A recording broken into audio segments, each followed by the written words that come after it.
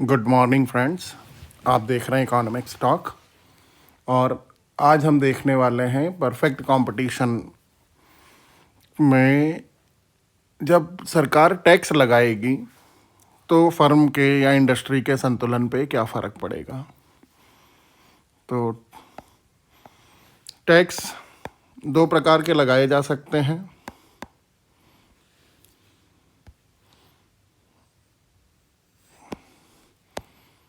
एक lump sum tax और दूसरा है स्पेसिफिक टैक्स। लमसम टैक्स से मतलब है कि जैसे कोई उदाहरण के लिए कोई लाइसेंस फीस लगा दी गई है, लाइसेंस फीस लगा दी गई है, मतलब कि 10,000 रुपये वार्षिक।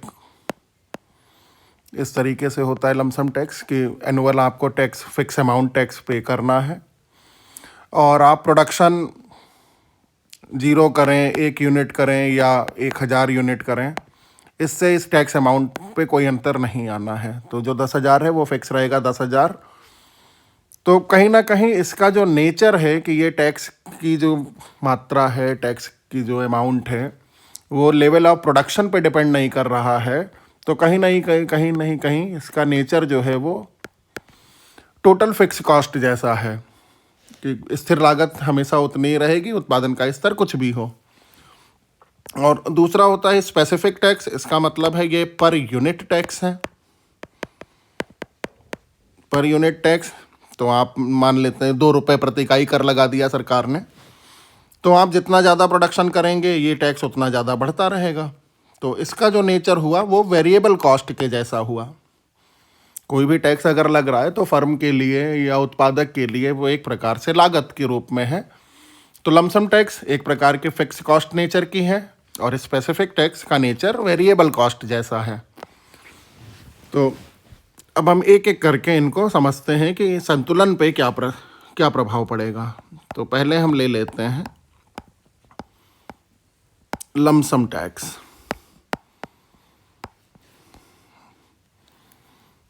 और इक्विलिब्रियम कंडीशन बना लेते हैं।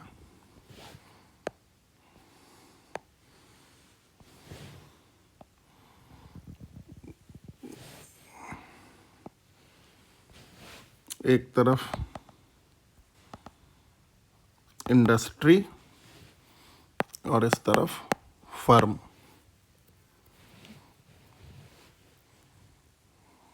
और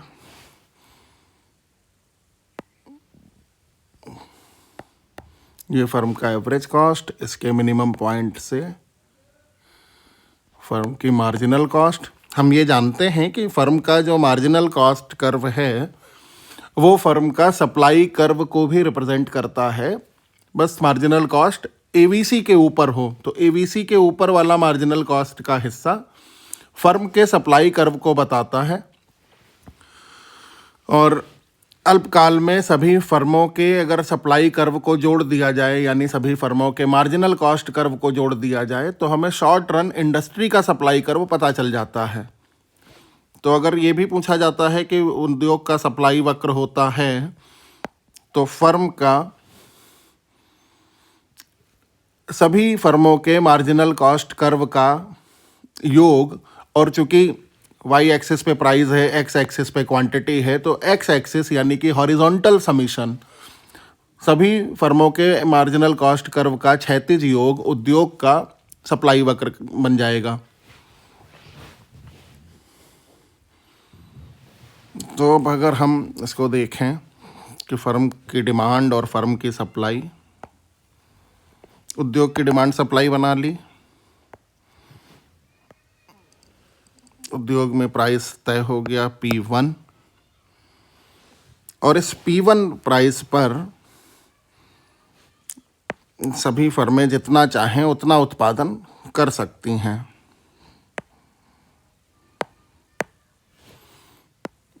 दूसरा एसी बनाते हैं।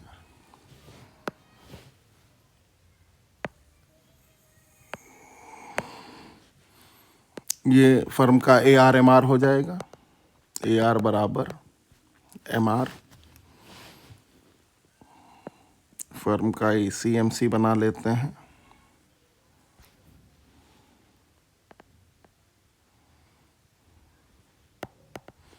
AC और MC। फर्म का संतुलन MR बराबर MC से इस जगह पे हो गया, E बिंदु पे।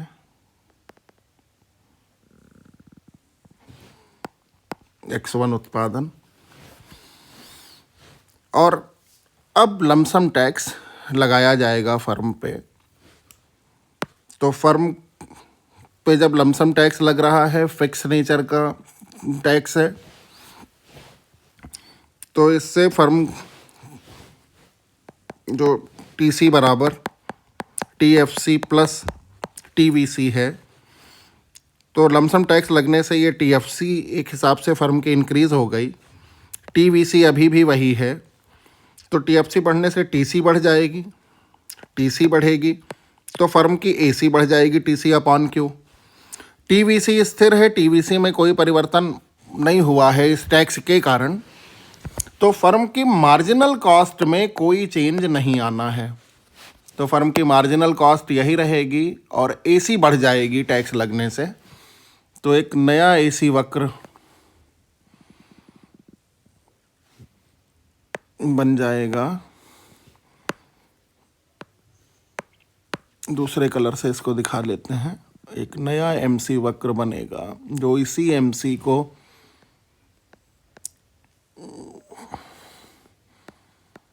AC1। और अब फर्म अभी भी MR बराबर MC कंडीशन जो है उसकी इसी जगह पे पूरी हो रही है। अभी भी वो X1 उत्पादन करेगी, लेकिन अब फर्म को इतनी मात्रा में हानि होने लगेगी,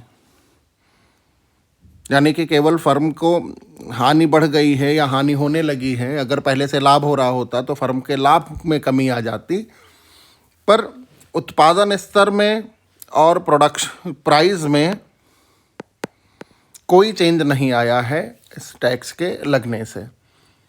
तो और ये बातें केवल शॉर्ट रन की हैं, तो शॉर्ट रन में अभी फर्म में प्राइस में कोई चेंज नहीं हुआ, आउटपुट में कोई चेंज नहीं हुआ। फर्म के टैक्स लगने से इंडस्ट्री के आउटपुट में कोई भी चेंज नहीं हुआ, अभी भी सप्लाई कर्व SS है। क्यों? क्योंकि फर्म के मार्जिनल कॉस्ट में कोई चेंज नहीं हुआ। फर्म का मार्जिनल कॉस्ट फर्म का सप्लाई कर्व है। सभी फर्मों के मार्जिनल कॉस्ट या सप्लाई कर्व को जोड़ दें तो इंडस्ट्री का सप्लाई कर्व है। तो इंडस्ट्री की सप्लाई में कोई चेंज नहीं हुआ, इंडस्ट्री आउटपुट में भी कोई चेंज नहीं हुआ। और शॉर्ट रन में फर्में थोड़ा सा लॉस मेकिंग फर्म हो गई हैं या फर्म का लॉस बढ़ेगा, पर संतुलन स्तर पे कोई भी परिवर्तन नहीं आया, ना तो क्वांटिटी में ना तो प्राइस में। लेकिन अब अगर यही चीज़ लॉन्ग रन में देखी जाए तो कोई भी फर्म लॉन्ग रन में लॉस में प्रोडक्शन नहीं करेगी। और चूंकि लॉस में प्रोडक्शन नहीं करेंगे फर्म, तो अब लॉस को देखते हुए कुछ फर्में लॉन्ग रन में इंडस्ट्री छोड़कर जाने लगेंगी। जैसे ही फर्म इंडस्ट्री छोड़कर जाएंगी, इंडस्ट्री का सप्लाई कम हो जाएगा, क्योंकि अब फर्म पहले की तुलना में कम बची हैं, पहले की तुलना में फर्म कम हो गई हैं। तो इंडस्ट्री का सप्लाई कर्व बाईं ओर खिसक जाएगा और S1 हो जाएगा। और नई कीमत P2 पर इंडस्ट्री में संतुलन होगा। सभी फर्में अब इस नई कीमत को मानने लगेंगी जो बची हैं, और इस तरह से ये सभी फर्मों के लिए नया AR/MR बन जाएगा, AR बराबर MR1, जो नई एवरेज कॉस्ट कर्व के न्यूनतम बिंदु को स्पर्श करते हुए निकल रहा है। फर्म तभी तक जब तक लॉस रहेगा तब तक फर्म जाएंगी और अंततः फिर से long run equilibrium normal profit पे हो जाएगा। और अब सभी फर्म इस ई के बजाय इस E1 पर संतुलन में होंगी और एक्स के बजाय X2 उत्पादन करेंगी सभी फर्म। तो लॉन्ग रन में हम देखते क्या हैं कि प्राइस भी P1 से बढ़कर P2 हो जाता है। प्रत्येक फर्म का उत्पादन देखें तो प्रत्येक फर्म का उत्पादन भी बढ़ गया, कीमतें भी बढ़ गईं। और इंडस्ट्री का अगर आउटपुट देखें तो पहले X1 था, अब X2 हो गया, यानी इंडस्ट्री का आउटपुट घट गया। इंडस्ट्री में प्राइसेस बढ़ गए हैं या फर्म का प्राइस बढ़ गया है, इंडस्ट्री का आउटपुट कम हो गया है और पूरी इंडस्ट्री में नंबर ऑफ फर्म्स जो हैं वो भी कम हो गए हैं। तो इस पूरे लमसम टैक्स के इफ़ेक्ट को अगर हम समराइज़ करें कि इफ़ेक्ट्स ऑफ लमसम टैक्स, अगर इसे हम समराइज़ करके देखें तो प्राइस पे क्या इम्पैक्ट आया, फर्म आउटपुट पे क्या इम्पैक्ट आया, इंडस्ट्री आउटपुट पे क्या फ़र्क पड़ा और नंबर ऑफ फर्म्स इन पे क्या फ़र्क पड़ रहा है। और दोनों को अलग अलग देखना पड़ेगा, शॉर्ट रन में क्या हुआ और लॉन्ग रन में क्या हुआ। तो लमसम टैक्स का इफेक्ट देखते हैं। प्राइस शॉर्ट रन में no change, as it is रहेगा। फर्म का output no change. Industry output, इसमें भी कोई चेंज नहीं हुआ और नंबर ऑफ फर्म, इसमें भी कोई चेंज नहीं हुआ। अगर लॉन्ग रन देखें तो लॉन्ग रन में प्राइस जो है वो बढ़ जाएगा, फर्म का आउटपुट वो भी बढ़ गया, इंडस्ट्री का आउटपुट कम हो गया और इंडस्ट्री में नंबर ऑफ फर्म्स कम हो गई। तो ये है लमसम टैक्स का इफ़ेक्ट परफेक्ट कॉम्पिटिटिव फर्म पे। और अब हम अगला देखेंगे, स्पेसिफिक टैक्स अगर लगाया जाता है तो क्या होगा। तो नंबर 2, स्पेसिफिक टैक्स या इसी को यूनिट टैक्स या पर यूनिट टैक्स कह सकते हैं, इसका क्या इम्पैक्ट पड़ेगा। सॉरी। तो फिर से हम डायग्राम बना लेते हैं।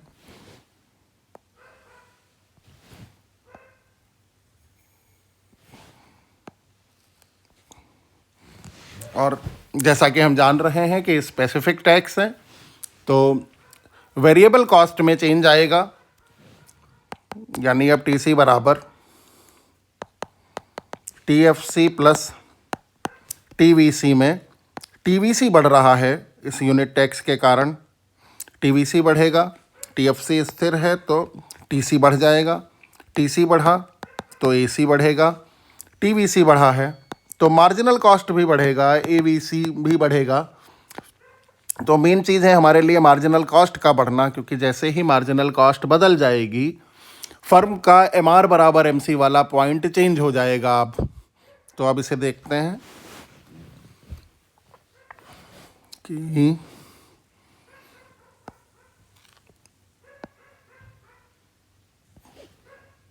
ये सप्लाई, ये डिमांड इंडस्ट्री की, प्राइस तय हुआ P1, इस P1 पे फर्म जितना चाहे उतना बेच सकती है, तो AR बराबर MR फर्म का हो गया। और एक संतुलन की स्थिति प्रारंभिक रूप से बना लेते हैं।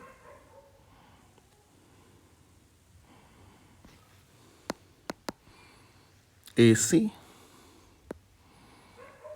और इससे जाने वाली MC। जैसे ही टैक्स लगेगा, पर यूनिट टैक्स, तो अब मार्जिनल कॉस्ट कर्व भी बदल जाएगा।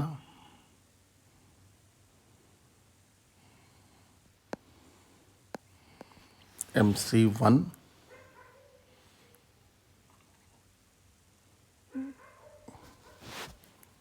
मार्जिनल कॉस्ट कर्व हमारा चेंज हो गया MC1 के रूप में, और एवरेज कॉस्ट कर्व भी चेंज हो जाएगा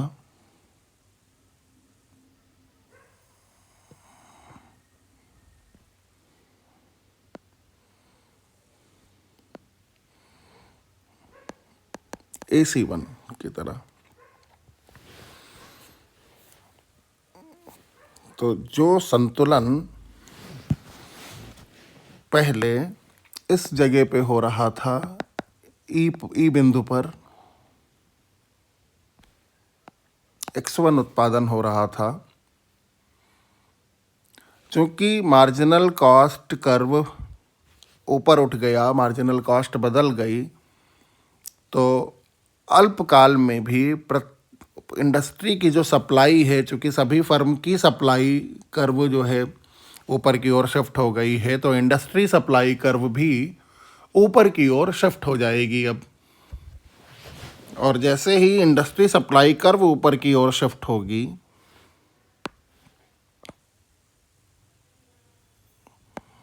S1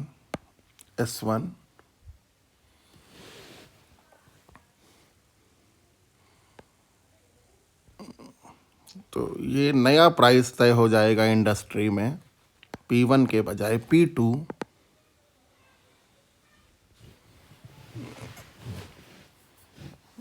और फर्म इस AR/MR के हिसाब से अब देखेंगी, तो इनका संतुलन इस जगह पे होना चाहिए E1 पर, और ये हो जाएगा X2। तो शॉर्ट रन में हम देखते क्या हैं कि प्राइस जो P1 था P2 हो गया। क्यों? क्योंकि इंडस्ट्री की सप्लाई ही कम हो गई। इंडस्ट्री की सप्लाई कम हुई तो प्राइस ऊपर की ओर शिफ्ट हुआ, प्राइस बढ़ गया, और प्राइस बढ़ने से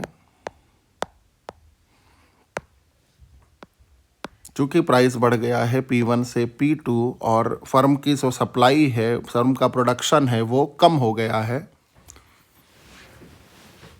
और इंडस्ट्री की सप्लाई वो भी कम हो गई है। पर शॉर्ट रन में फर्म एंट्री या एग्जिट जैसा कुछ नहीं करेंगी, तो इतनी चीज़ें ही होंगी। अब यही चीज़ जब हम लॉन्ग रन में देखते हैं, शॉर्ट रन में क्या क्या हुआ एक बार फिर से देखें। फर्म का आउटपुट कम हुआ है, फर्म का प्राइस बढ़ा है, इंडस्ट्री आउटपुट कम हुआ है। ये तीन चीज़ें घटित हुई हैं शॉर्ट रन में। लॉन्ग रन में अगर हमें इसी चीज़ को देखना है, तो अब लॉन्ग रन में क्या होगा, इस प्रोडक्शन पर भी सभी फर्म को इतनी मात्रा में अभी भी लॉस हो रहा है, और इस लॉस के कारण कई फर्में ऐसी होंगी जो अब इंडस्ट्री को छोड़ के चली जाएंगी। जैसे ही फर्म इंडस्ट्री को छोड़ के जाएंगी, इंडस्ट्री की सप्लाई और कम हो जाएगी, और अब इंडस्ट्री का सप्लाई कर्व कहीं और ऊपर होगा, ऊपर की ओर शिफ्ट होगा। और ऐसा तब तक होगा जब तक सब एग्जिस्टिंग सभी फर्मों को नॉर्मल प्रॉफिट ना होने लगे, और वो नॉर्मल प्रॉफिट होगा वहाँ पर जहाँ पर फर्म का AR/MR वक्र इस प्रकार से ना हो जाए कि वो AC के न्यूनतम बिंदु को स्पर्श करता हुआ निकले। और इस हिसाब से फर्म का इंडस्ट्री की सप्लाई इस स्तर तक कम हो जाएगी, S2 हो जाएगी अब, और नई कीमत P3 हो जाएगी। अब इस P3 कीमत पर हम देखते हैं कि फर्म का जो संतुलन है वो इस जगह पे होगा, और फर्म अब अपने इस MRMC के हिसाब से प्रोडक्शन करना शुरू करेगी और फिर से फर्म X1 प्रोडक्शन करेगी। तो लॉन्ग रन में हम क्या देखते हैं कि लॉन्ग रन में फर्म का प्राइस शॉर्ट रन की तुलना में भी ज़्यादा बढ़ गया है, या जिस मात्रा में टैक्स लगा था पूरा का पूरा उस मात्रा में प्राइस बढ़ गया है। P1 से P3 हो गया है एग्जैक्टली उतना ही जितना टैक्स लगा पर यूनिट। और फर्म का आउटपुट टैक्स से पहले भी X1 था। लॉन्ग रन में फर्म के आउटपुट में कोई चेंज नहीं हुआ, क्योंकि नए प्राइस पर इंडस्ट्री ने वो प्राइस डिस्कवर कर लिया जिसमें डिमांड सप्लाई एग्जैक्टली बराबर हो रही है। तो फर्म का आउटपुट नहीं चेंज हो रहा है, लेकिन लॉन्ग रन में अब फर्म की संख्या काफ़ी कम हो चुकी है इंडस्ट्री में। और इंडस्ट्री की सप्लाई अगर देखें तो टैक्स से पहले यहाँ पे थे और टैक्स के बाद X1 से घटते हुए X3 इतनी ज़्यादा मात्रा में इंडस्ट्री का आउटपुट भी चेंज हो गया है या कम हो गया है। तो अगर स्पेसिफिक टैक्स की समरी हम बनाएं कि स्पेसिफिक टैक्स का इफ़ेक्ट क्या पड़ा, इफ़ेक्ट्स ऑफ स्पेसिफिक टैक्स अगर हम देखें तो उन्हीं चीज़ों पे देख लेते हैं। प्राइस पे क्या इम्पैक्ट पड़ा, फर्म का आउटपुट, इंडस्ट्री का आउटपुट और नंबर ऑफ फर्म्स। और इन दोनों इफ़ेक्ट को भी हम शॉर्ट रन और लॉन्ग रन में देखेंगे। शॉर्ट रन और लॉन्ग रन में क्या इम्पैक्ट पड़ा। लॉन्ग रन तो प्राइस में शॉर्ट रन में क्या हुआ, प्राइस बढ़ता है